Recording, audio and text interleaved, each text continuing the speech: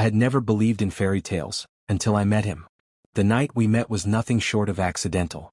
I was coming off a long shift at the small coffee shop near the city's business district, my hair frizzy from the steam and my clothes reeking of espresso. The last thing I wanted was conversation, much less flirtation. But then he walked in. He was tall, broad-shouldered, with the kind of presence that made the room hold its breath. His suit was tailored, his dark hair swept back neatly, but his deep brown eyes had a glint of mischief that softened the sharp lines of his face. He ordered a simple black coffee, but when I handed it to him, his fingers brushed mine. Just a touch, warm, electric. That was how it started. 2 weeks later we had exchanged numbers. 3 weeks after that, we were sneaking away from our worlds to see each other. His name was Adrian, and he was nothing like the cold, polished man his family expected him to be. With me he laughed easily, teased gently, and looked at me like I was the only thing that mattered in his universe. Tonight was one of those nights, one of those stolen evenings that felt like magic. We were sitting on the hood of his car, parked near the abandoned pier. The salty breeze tangled my hair as the city lights glittered far in the distance. Adrian had his jacket draped over my shoulders to keep me warm, his arm wrapped securely around my waist. "You're quiet," he murmured, brushing a strand of hair out of my face. "I'm thinking." "About what?" His voice was low, coaxing. I hesitated. "About how this can't last forever." His expression darkened. "Don't say that." "Adrian," I turned to face him fully, my heart twisting. "Your family hates me. You told me yourself they think I'm a distraction. That I'm—" He pressed a finger against my lips, silencing me. "I don't care what they think. I don't live for them. I live for this." His hand moved from my lips to my cheek, his thumb tracing the curve of my jaw. "I live for you." I wanted to believe him. God, I wanted to believe him. But every time I saw the look on his mother's face when she spotted me with him, the icy, disapproving glare, I couldn't shake the feeling that we were playing with fire. "You don't know what they're capable of," he said suddenly, almost as if he'd read my mind. A chill rippled through me. "What do you mean?" He looked away, his jaw tight. "They're controlling. When they want something, they get it. And they've made it clear they don't want you in my life." "Adrian," my voice was barely a whisper. He turned back to me, eyes blazing. "I don't care. Let them try. I won't give you up." His words should have comforted me, but they only made the knot in my stomach tighten. We stayed like that for a long time, the silence between us heavy but not unwelcome. When he finally drove me home, I kissed him goodbye with a lingering sense of dread. It was almost midnight when I stepped out of his car. The street was quiet, bathed in the dull orange glow of the streetlights. I turned to wave at him one last time before heading into my apartment building. That was when I heard the sound, the low purr of an engine behind me. I froze. Before I could turn, headlights flared, blinding me. A black SUV screeched to a stop inches away. My instincts screamed at me to run, but before I could move, the back door flew open and 2 figures in dark clothes jumped out. "Hey!" I shouted, my voice sharp, panicked. One of them grabbed me by the arm. I fought, kicking and clawing, but he was strong, too strong. "Let go of me." "Sorry, sweetheart," one of them muttered. His voice was rough, professional, the voice of someone who did this kind of thing for a living. Panic surged through me as they dragged me toward the SUV. I screamed for help, hoping someone in the building would hear, but the street was empty. I saw Adrian's car in the distance, headlights growing smaller as he turned the corner and drove away, completely unaware of what was happening. "No." My voice cracked, tears stinging my eyes. They shoved me into the back seat and slammed the door. The vehicle smelled like leather and faint cologne, the windows tinted so dark I couldn't see outside. "Where are you taking me?" I demanded, trying to keep the tremor out of my voice. Neither of them answered. The SUV sped away, the city lights fading behind us. My heart hammered against my ribs as I pressed myself against the door, wishing it would open. I thought about Adrian, about the last look we shared, about the way he'd sworn not to let his family take me away from him. But now I was gone, and he had no idea. The driver's phone rang, the sound sharp in the tense silence. "Yeah," he answered gruffly. "We have her." My blood ran cold.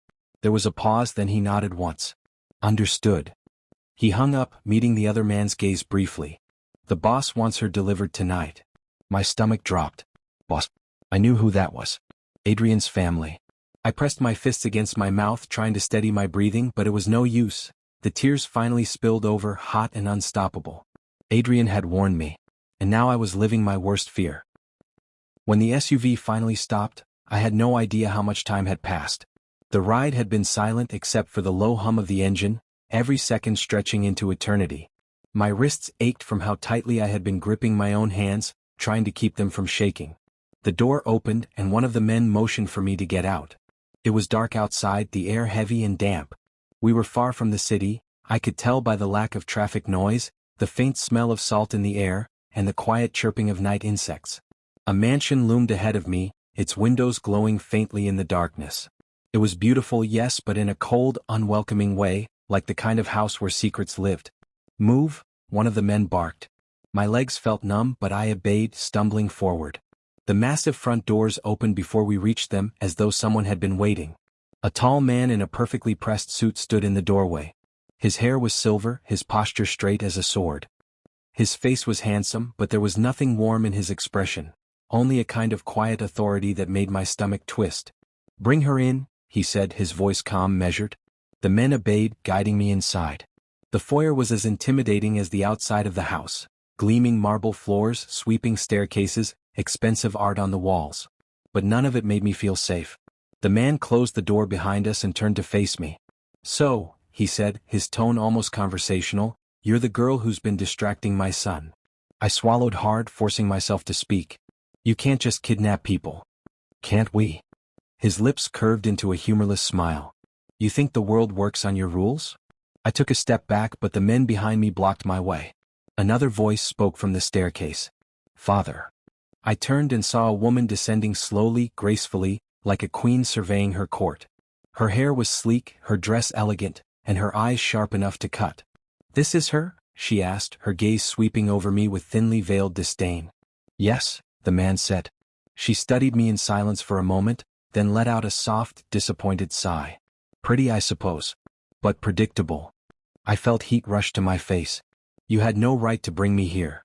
"No right." She laughed softly, the sound sharp and cold. "You've been sneaking around with my son, filling his head with ideas. We had every right to intervene before he threw his life away."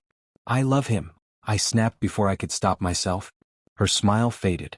"Love?" she repeated as if it were a dirty word. "That's exactly the problem." The man, Adrian's father, I realized, stepped closer, his voice low but commanding. "Listen carefully. You will not see Adrian again. You will not call him, text him, or contact him in any way. If you try, we will make sure you regret it." A cold wave washed over me. "You can't keep me here forever." "No," he agreed. "We only need to keep you here until you understand." He nodded to the men behind me. "Take her upstairs." I fought, kicking and struggling, but they were too strong. They dragged me up the sweeping staircase, down a long hallway, and shoved me into a room. The door clicked shut behind me. I ran to it immediately, pounding my fists against the wood. "Let me out." No response. I backed away, my breath coming in short gasps, and finally looked around. The room was beautiful, too beautiful for what it was. A queen-sized bed with white sheets, an ornate dresser, soft curtains billowing in the breeze from the open window. A vase of fresh flowers sat on the nightstand. It would have been a dream room under any other circumstances. But the locked door made it a prison. I collapsed onto the edge of the bed, pressing my hands to my face. My chest ached with fear and frustration. I didn't know how long I sat there before I heard the soft sound of the doorknob turning.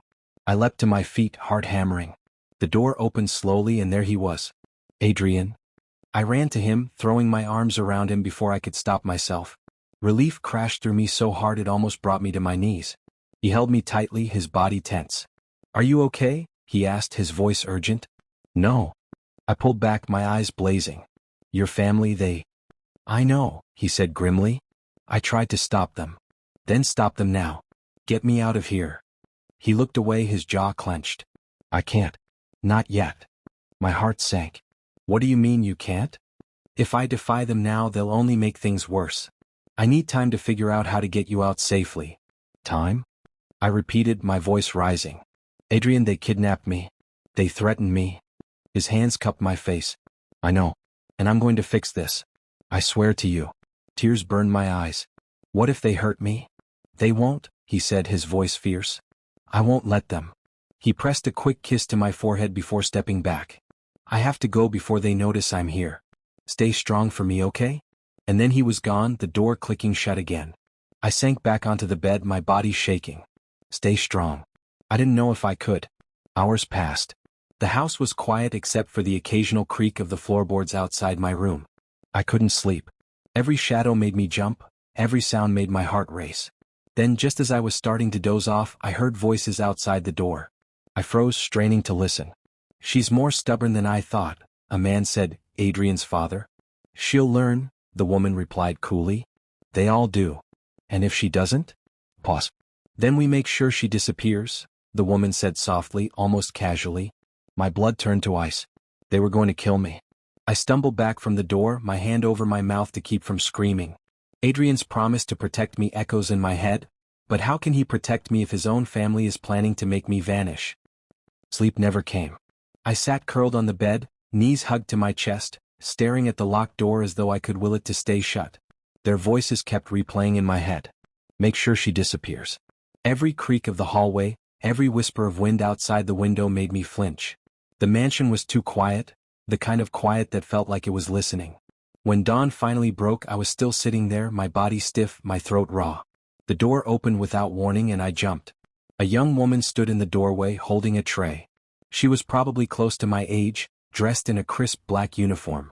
"Breakfast," she said simply, stepping inside. I stared at the food, fruit, toast, a glass of juice, but didn't touch it.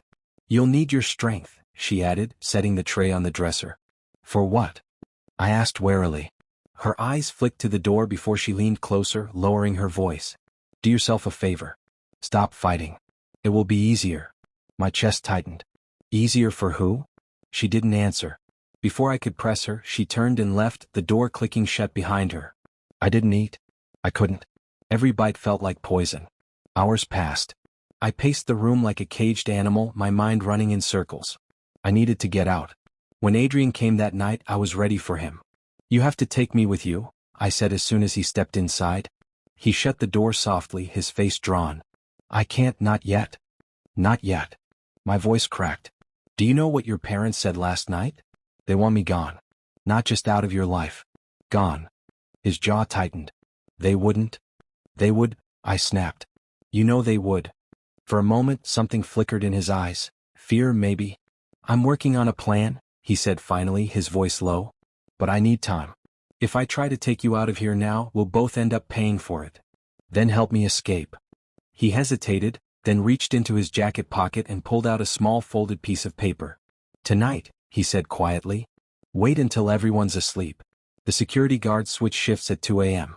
There's a side door that leads to the gardens. It's usually unlocked during the shift change. Follow the path to the left. It leads to the outer gate." I took the paper, my hands trembling. "And if they catch me?" He stepped closer, his forehead pressing against mine. "Then I'll take the blame. But you won't get caught." When he left, my heart was pounding so hard it hurt. I waited until the house was silent, until the hallway outside my door had been quiet for what felt like hours. My hands shook as I turned the doorknob. To my surprise, it opened. Adrian must have unlocked it for me. I slipped into the hallway barefoot, my breath shallow. The mansion felt even bigger at night, shadows stretching across the walls, every sound magnified. I moved slowly, careful not to let the floorboards creak. When I reached the staircase, I froze. Someone was there. At first, I thought it was a guard, but then I recognized her. Adrian's sister. She was leaning against the banister, arms crossed as if she'd been waiting for me. "Going somewhere?" she asked softly. My stomach dropped. Relax," she said, her voice almost amused. "I'm not going to stop you." I stared at her, suspicious. "Why?" She shrugged. "I don't care what my parents think. I don't even care what Adrian thinks. I just like seeing them lose control." Her smile was sharp, unsettling. "Go," she said, tilting her head toward the hallway. Before I changed my mind. I didn't wait for her to say it twice. I ran. My pulse thundered in my ears as I followed the path Adrian had described, turning left at the gardens. The night air was damp and cold, my breath coming out in pale puffs. When I reached the gate, I almost cried with relief. But the lock stopped me cold. It was a keypad. My hands shook as I pulled out the paper Adrian had given me. On it, written in his careful handwriting, was a code. I entered the numbers, praying they would work. Beep. The lock clicked. I pushed the gate open and stepped outside, my heart soaring. I was free. I had barely taken 3 steps down the dirt road when headlights flared behind me. I spun around, blinded. A voice rang out, cold and furious. Going somewhere? It was Adrian's father. Before I could run, 2 guards stepped out of the car and grabbed me. I fought, screaming, clawing at their arms, but they dragged me back toward the mansion. Adrian's father stood by the open gate, his expression calm, too calm. I expected better from you, he said coldly. I see now that talking won't work. Let me go. I screamed. He stepped closer, his face inches from mine. No. This time you'll learn. One way or another. The guards hauled me back into the house. As they dragged me upstairs, I caught a glimpse of Adrian standing at the top of the staircase, his face pale, his eyes wide with helpless fury. And for the first time I wondered if he really could save me. The guards throw me back into the room, locking it behind them. I sit on the floor, shaking, Adrian's code still clutched in my hand. Now I know the truth, I am no longer just a distraction. I am a threat, and threats don't get to walk away. The room felt smaller when they threw me back inside. I sat on the floor, my knees pulled to my chest, shaking so hard my teeth chattered. The taste of iron was in my mouth, blood from where I'd bitten my lip while they dragged me. I could still see Adrian's face at the top of the stairs. Helpless, angry, terrified. Hours passed, or maybe only minutes, time had stopped meaning anything. When the door finally opened, it wasn't Adrian who stepped inside.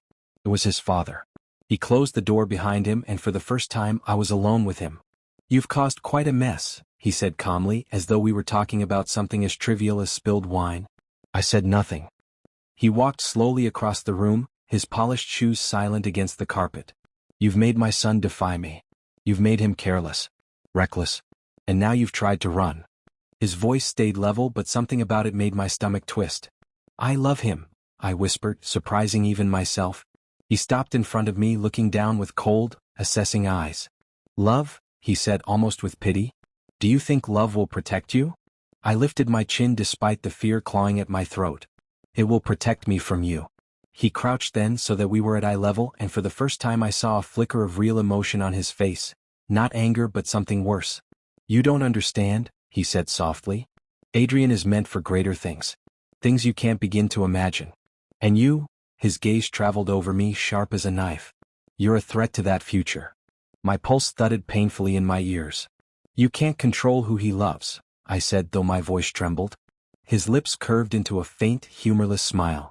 Can't I? He stood, straightening his jacket. You'll have one last chance to make the right choice. When I call you downstairs tonight, you will tell him it's over. You will look him in the eye and end it yourself. If you don't. He didn't finish the sentence. He didn't need to. When he left, I sat frozen, my body numb. Night fell again, heavy and suffocating. When the door opened this time, it was Adrian. You're hurt, he said immediately, dropping to his knees beside me. His hands hovered over me, afraid to touch. I'm fine, I lied. He didn't believe me, but he didn't argue. I heard what my father said, he murmured. They want you to break up with me in front of them. I won't. His jaw tightened. Then we have no choice. We leave tonight. Something about the way he said it made my breath catch. Leave? Yes, he said, determination blazing in his eyes. For good. If I stay, they'll hurt you. If we go, we might have a chance. Might. The word terrified me, but staying terrified me more. How? I whispered. He pressed a small object into my hand. It was a key. Side door, he said. But this time we won't stop at the gate. There's a boat dock 2 miles from here. We'll take it and disappear. I nodded, gripping the key so tightly it dug into my palm. Midnight. Adrian slipped into my room and took my hand. This is it, he whispered. The mansion was silent, but it felt like it was holding its breath. We made it down the hallway, down the staircase, through the side door. The garden stretched out before us, silver in the moonlight. I had just started to hope, really hope, when a voice cut through the night. Adrian. We froze.